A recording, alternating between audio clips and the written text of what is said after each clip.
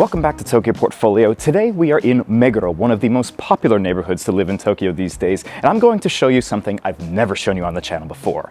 A connected house. Yes, that is right. In this day and age, we care about AI, we care about technology, Wi-Fi, all that kind of stuff. This house has it all, and we're going to see exactly what that looks like in a second. This is the exterior of the house. We're going to get to that in a minute, but before we do that, let's go see the neighborhood.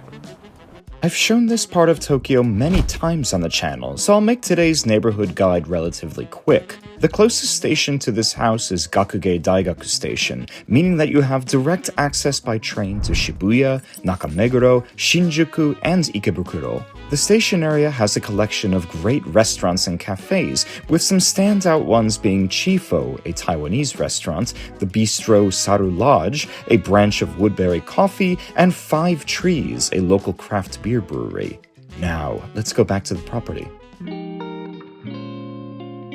Now, normally in these videos, we go directly from showing the neighborhood into the interior of the house or apartment that we're showing, but with this one, I really want to show you the exterior before we do anything else. Now, this house is on a corner lot, but at the same time, they decided to put curvature into it in as many places as possible, both on the interior and exterior, which we'll show you the exterior first. Right over here, we have these walls, which are all made of plaster, all hand done, and have this nice kind of, I don't know, yellowish, beigeish cream color to it. I love how that looks. And not only is the curve over here, from this angle you can kind of see how it goes into the carport, the garage area as well. From the exterior I can also show you just how connected this place is, right? So first off, to open up the door here, you don't use a key, right? I mean, there is a physical key that you can use, but you use either an app on your phone or you just use this screen over here to put in the PIN code, which I'm not going to show you, of course, which will then allow you to open the door, right? You also have your little camera over here and doorbell, just so that the people inside can see exactly who is outside. From over here, I can also show you that this place has ports for an EV, right? You can charge your electric car over here, which is nice, again, in this day and age. One other thing that they put on the exterior of this place is this. This is your whole mailbox setup. So you put your normal mail over here. If you have something big, then the delivery guy can just press this button and put it over here. Maybe like a little bag of rice or something. Not that much, but still nice to have, right? Now, one other nice thing about this house that you can tell from the exterior is that they have definitely taken security into consideration. In building this place, you have cameras over here and on the other side, so every angle of the exterior of this place is covered by security cameras. And yeah, you have your security system inside as well. That is it for the exterior. Now, let's go inside. And now we are inside what might be my favorite house that I've shown on the channel so far. So right off the bat, when you walk inside here, you're gonna notice that it looks very similar to the outside, right? With the same kind of plaster walls. All of these are, of course, hand done, but unlike the ones on the outside, it's a lot smoother of a finish that they've done to this. So it kind of has a Japanese feel, but has a very natural feel to it as well, especially with this color scheme of a kind of grayish, maybe brownish color. Very natural feeling. But the nice thing about this entrance is that it is completely covered in storage. If you just press onto any of these, you'll see these all open up and you have tons of storage space in here. It goes all the way back into there as well, so that you can have yeah, all of your shoes and even suitcases or anything else that you would like to store in the entrance right there. So this house is 162 square meters, or about 1,700 square feet, and it is a 2 or 3 bedroom. We'll get into what that means in a second. 2 bath. And here's the first 2 bedrooms. It's a little confusing, but it looks like 1 bedroom, right? This is where your eyes may be deceived. If you just open this guy up right here, you can pull these out and line them up all the way down here, and then you have 2 bedrooms in one instead of just 1 bedroom, right? And they even decided to put 2 separate doors on each side so that you can use these as 2 bedrooms and not just one. But yeah, now also one other thing that you'll notice in here, And in the entrance too is that there's a lot of these iPads everywhere. These are iPads, not just generic Android ones. First off, you can also see that you have your date and time, and then also the temperature and humidity for each individual room. But on top of that, you of course have your light controls here. You also have the ACs for each room you can control from here, and also the blinds, right? The rooms that have blinds, you can use this to control them going up and down. Now, the other nice thing about this house is they've actually managed to put floor heating, underfloor heating in every single room. And you also can download an app to control this all from your own phone. So if that breaks, don't worry about it. Now, one other thing to point out about both of these rooms is that you actually have plenty of closet space in here. To be honest, this is probably going to be your kid's room or maybe an office or something, so you don't need full walk-in closets or anything, but this is still plenty of storage. And in the case of the one behind you right now, there's even some storage that goes from floor to ceiling. Now, let's go see the master bedroom. The master bedroom is right next to the other two bedrooms that we just saw. It's a nice size in here, right? The ceilings don't feel too low. It's good. You can fit a king-size bed in here. We have confirmed that, by the way. Of course, you do have your iPad controls over here. Now, one thing that's a little bit hard to show on camera is that when you first walk into a room like this, if you have it on the right settings, the lights will be off when you first walk in, and then when you trip the sensor, it'll become nice and bright in here, slowly raising to the right brightness, right? You can always turn that off, so when you go to sleep, for instance, you're not going to turn on the lights if you're moving around. So that is it for the master bedroom. Now, let's go see the first bathroom.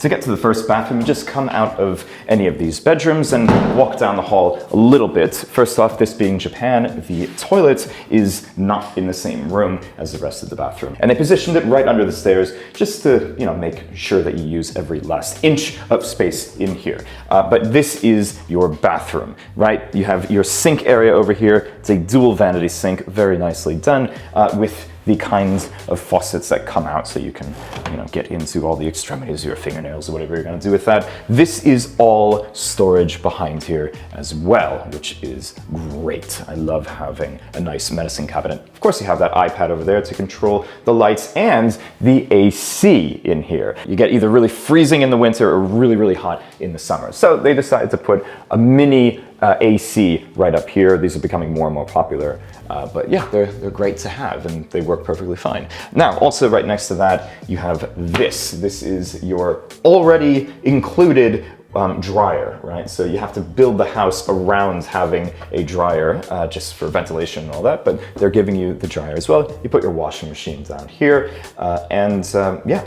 There is one little secret that I like about this though, is you have your washing machine down here. You have a shower over here, which you're going to see in a second, but the main bath is actually on the third floor, right? So what happens when you get up to the third floor, you take off your clothes, and you want to do your laundry or something like that, you'd usually have to carry them all the way down the stairs in your hamper. No, they thought of a better way of doing it by making a laundry chute that will shoot your clothes all the way down from the third floor. Right next to the washing machines is where you have your little shower, so you don't have to go all the way upstairs to the proper bath if you just want to wash off. It's not the biggest shower that I've ever seen, but again, it does the job. I have no complaints about this. Now, let's go see the living, dining, and kitchen. To get to the living, dining, kitchen, you just have to go up the stairs and you get to the second floor, which is, in my opinion, the highlight of this house. I love every single thing about this floor, to be honest. So first off, we'll talk about the ceiling height. In Japan, the normal ceiling height is 2.4 meters, which is this many feet. However, they managed to squeeze out another 30 centimeters, which adds another foot, basically, to the ceiling height, making it 2.7 meters, again, this many feet. They designed this kitchen specifically for this house. It is all stainless steel, as you can see, a nice brushed finish on top of there. You have this Bosch 4-burner induction stove, and if you notice, there isn't any extractor fan anywhere to be seen. Well, they managed to hide that right over here this thing right here. So this is an extractor fan that comes out from the kitchen counter. Now, some people don't think that these work too well. I'd say they generally work very well, unless you're going to be making some Cajun black sea bass or something like that. But one thing that this house has is basically like hiding things, right? So you have all of this hidden away when you're not needing it, and that includes where you put your fridge. You put that right over here. Right? So this being Japan, fridges don't usually come built into the house. You can always add one later if you wanted to, because most people tend to have a standalone fridge. You get to have more space with that. If they break, it's easier to replace them. And in the case of this one, you're not going to see it when you're not using it, so that's really nice. Now, keeping with the other not hidden things, but just appliances, right? You have, first off, your dishwasher right over here. This is another Bosch, German-engineered, very strong dishwasher. Nice to have, right? And right next to that, keeping with the German theme, you have your Grohe. This is your faucet, right? That has the different modes on it and allows you also to take it out and then clean a lot better, I guess. But more storage over here. Great counter space, love that. Now, more things that they've done to just keep storage as a major part of it. They made this entire wall storage. So you just push onto these guys, they'll open up. These are basically just very deep closets. Some of them even have plugs in them so you can charge things if need be, I love that, right? So a big thing in interior design is that you want to be able to hide 80% of what you own and show only 20%. And in the case of this place, you will definitely be able to do that unless you just have way too much stuff. And that's a you problem, not a me problem. But this is where you would have your dining table. I'd say you could fit maybe an 8-seater here this way, absolutely no problem. And the nice thing about it is that they will have access to plates and things from this side because, again, they managed to put more storage in this kitchen island on this side as well. Love that. One thing that you will probably notice is missing is plugs, right? So that's one thing that I love to have is a ton of plugs, but the thing is about plugs is that they tend to be unsightly if they're on the wall. So the architects of this place figured, well, why don't we just hide the plugs in the floors? So they've hidden away 3 sets of plugs directly in the floor, so that allows you to just charge things wherever you may need to be, right? So dining area is right over here. Here is where your living area is, right? You can have a big old corner couch right here, float it so that it's away from the walls so that you can still open them and have access to all that storage again, right? Everything that you see in this house comes with it, including this 77-inch TV right over here. Very, very thin panel. Love how it looks against the wall. You don't even have to mount anything. It's already here for you.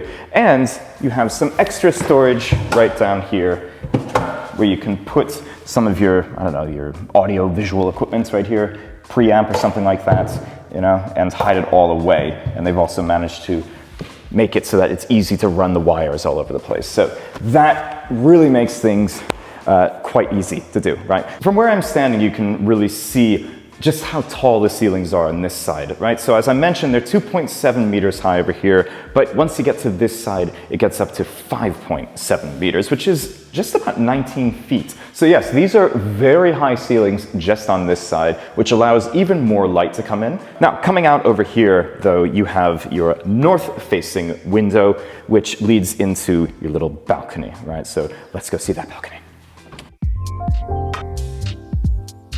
So your first balcony of 2, we'll get to the second one in a bit, is on the second floor. And it's quite spacious, to be honest. And I would definitely put a barbecue out here if I were you, because you have the privacy, it's big enough where you can actually have some tables and chairs out here too, and yeah, you could just cook away. Now, as I mentioned before, the trees here are still very young, so they don't look that full, but a couple of years, this is going to be a very nice green space for you to have. It's also a great place to do a little yoga in the morning if you really wanted to. If you're into that, I don't know. But yes, this is your balcony. So let's go see the last floor, the 3rd floor. Coming upstairs to the top floor, the 3rd floor, you get to this little area. It's not quite a bedroom. You could use it as one, I guess. But if it was me, I would use this mostly as like a little lounge space or maybe even a personal gym. And yeah, it kind of makes sense to have it as a personal gym anyway for what we're going to be seeing in there. But as you can see, this has the best view of any part of the house, right? You can see parts of Shibuya and Ikeji-Ohashi, those kind of areas over there. And plus you have some greenery on the balcony as well. Now, this place, just like the rest of the house, has plenty of storage. In fact, these have proper poles on them so you can actually have your clothes hanged up here. And it even has a button here that you can press to open the door downstairs remotely, which is nice. But yes, that is the area in front of the bathroom. It's called the gym area, the free space, right? Let's go see the bathroom. This area is probably where they spent the most of any specific area in the entire house. The whole thing has been custom made. All of these tiles are specific to this house. And right away you can see that you have the same kind of toilet as below. This is your nice Toto Neo-Rest, top of the line Japanese toilet. And in front of it you have all of your controls as well, plus this thing right over here, which allows you to control the temperature on a very specific part of this bathroom, which we'll get to in a second. You can also open this guy up and see you have an ice maker here.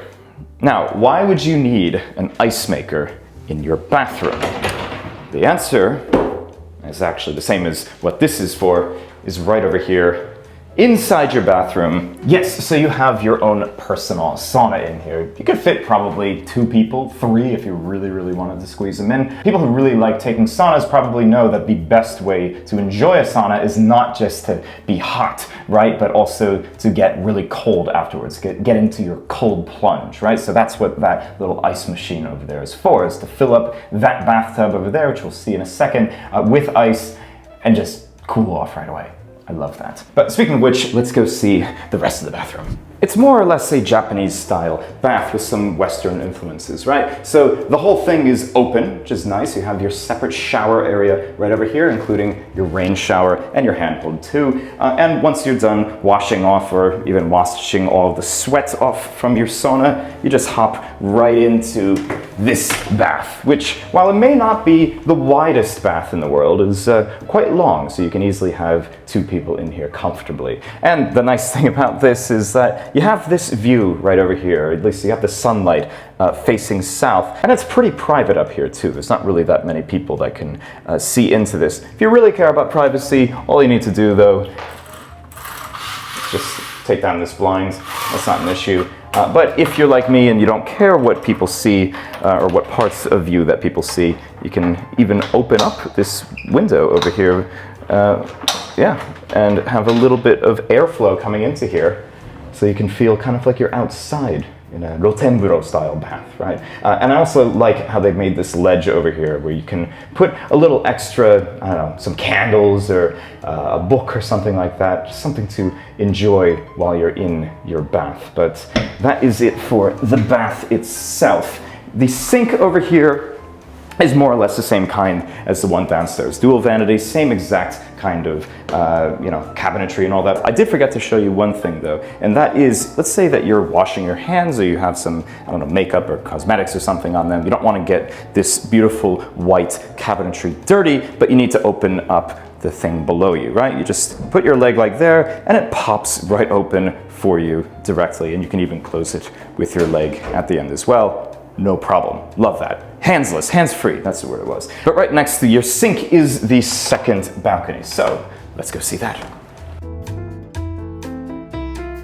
In terms of total size, it is about the same as the one downstairs, but it's a lot longer and a lot more narrow, so you don't have as much free space this way. But it's still enough to be able to enjoy the view up here and also all of the greenery that they put up here too. If it were me, I would put a nice lounge chair right over there so that I get out of the sauna, I take my cold plunge and all that, and then come outside a little bit just for a little bit of air.